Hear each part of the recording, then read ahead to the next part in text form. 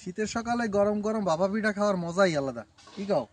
হ্যাঁ ভাইয়া, আজকে করবো গরম গরম ভাপা পিঠা। ভাপা পিঠার লাগে চাউলের গুড়িটারে ভালো করে মাইকে লমু, লবণ, সামান্য পানি,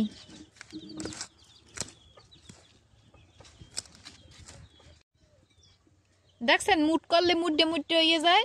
এরম অবস্থায় মনে করবেন আপনার চাউলের গুড়িটা রেডি ভাপা পিঠার লাগিয়ে। ও মানে পানি এই পরিমাণ মিলাইলেই হইবে? চাউলের গুঁড়া,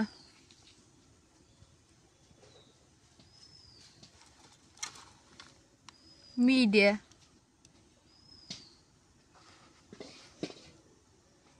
নাহল কুচি, মিডিয়াটার কালারটাও সুন্দর, দেখছো? খেজুরের বাডালি মিডিয়া, সুন্দর তো হইবেই। বেশি হইলে না হইল দাও। নাহল কুচি, এর উপরে আবার চাউলের গুঁড়ো দিমু, ভালো করে চাপে চাপে।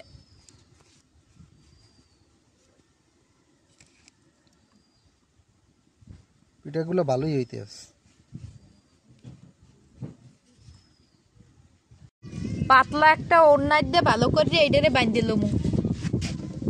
পাতিলের মধ্যে পানি দিয়া গরম করে ফুটানো হইতে আছে। বিসমিল্লাহ।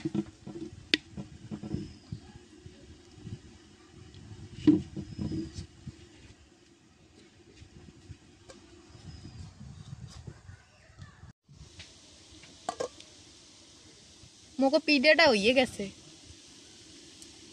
মোরা উড়াইল। কি সুন্দর হইছে দেখেন পিঠাটা।